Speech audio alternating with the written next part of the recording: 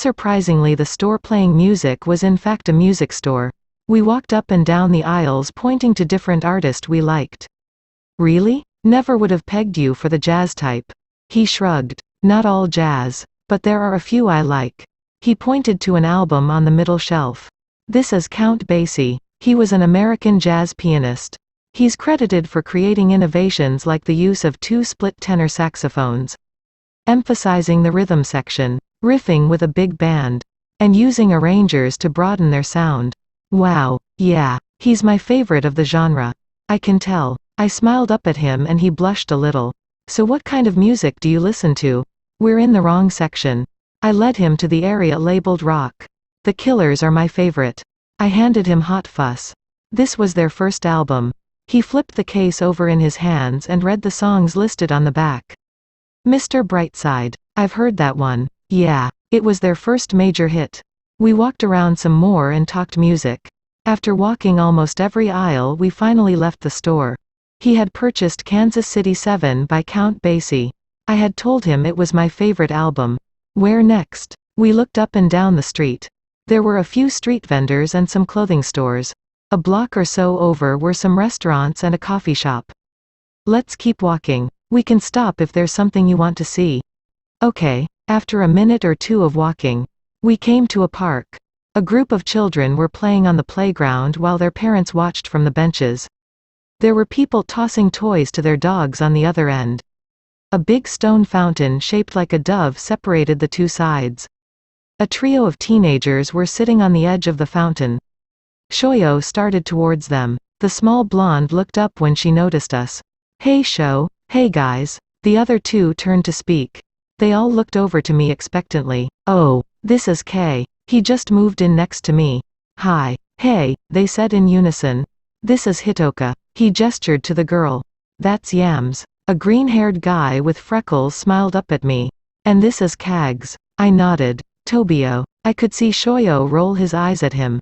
The other boy, Yams, stood and held out his hand for me to shake. I'm Tadashi. Everyone calls me Yams. Either is fine. I nodded again, shaking his hand. Does he speak? Only when I need to. I tend not to waste my breath. Oop. She leaned away slightly, placing her hand on her chest. She turned to Tadashi, giving him a look. I got the feeling they weren't used to seeing people stand up to him. Even Shoyo looked at me a bit shocked. Truthfully, I was surprised myself. Tobio stood and took a step toward me. Shoyo got between us and cleared his throat. I could see the others pressing their lips together, trying not to laugh. Wow, I did not see that coming. So, what are you guys up to? Yams pulled himself together and placed a hand on Kag's shoulder. We hadn't decided yet. Yeah, we were just about to call you. Actually, I'm hanging out with Kei today. We can see that. Kag still hadn't taken his eyes off Kei. Well, I guess we'll see you later. It was nice to meet you. Kei stepped around me and started walking. You too. Bye guys. I waved and caught up with Kei. You okay? Yeah. Is he always such an ass? I looked up at him smiling. Haha, he can be a bit prickly sometimes. Kei raised an eyebrow at me. Sometimes? Okay, more than sometimes. But he's a good person and we've been friends for a long time. He looks away, working his jaw like he wants to say more but isn't sure. I don't mind. Mind what? Whatever question or comment you're considering. He doesn't say anything but his shoulders loosen. We are back on the sidewalk now. A lady passes us, pushing a stroller, no doubt on her way to the park. Sorry. For what? Calling your friend an ass. Don't be. You're not wrong. So you agree that he's an ass. He smiles and I have to take a deep breath and remind my heart it's not supposed to beat this fast. Kags doesn't always make the best first impression, but like I said, he's a good person and he cares about his friends. He nods. I want to take you somewhere. Okay. We walk a block up and stop in front of a coffee shop. I'm not big on coffee. That's okay. We're not here for coffee. We walk in and the barista speaks to Shoyo. He waves back and we continue past the counter. There are two sets of stairs. One going up, the other going down. Shoyo stops at the stairs and looks back at me. Upstairs is more seating and restrooms. He started down the stairs. At the bottom we walk into a room. The plaque next to the entrance says, "The Wormhole." Underneath a sign reads, Please silence your phones and keep voices lowered. Thank you. When we pass through the archway, there is an attendant seated behind a small desk. His apron has the wormhole embroidered in the top left corner. A name tag is pinned underneath. Keiji. Hey Sho, he whispers and waves. Shoyo waves back and we continue past him into a medium-sized room.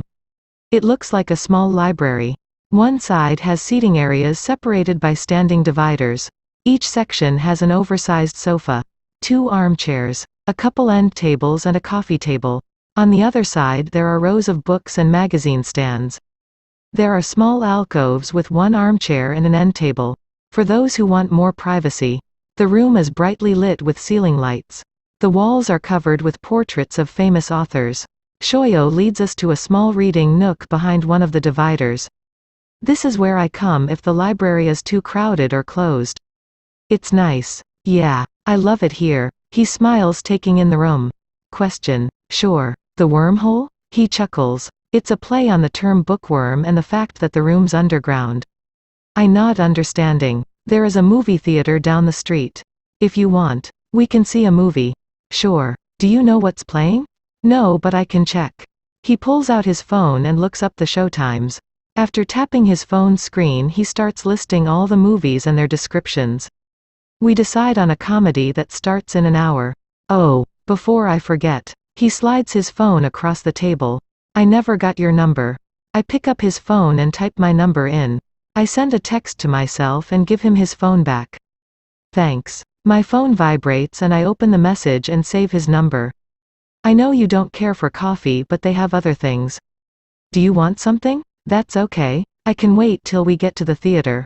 Okay. We sat and talked for another 20 minutes. Then we headed to the theater. As a group of girls neared us, I move aside to let them pass. I tripped on a crack in the sidewalk. Kay reached for my hand to steady me. My face flamed as I righted myself. Thanks. Of course. After a couple steps, I realized he was still holding my hand.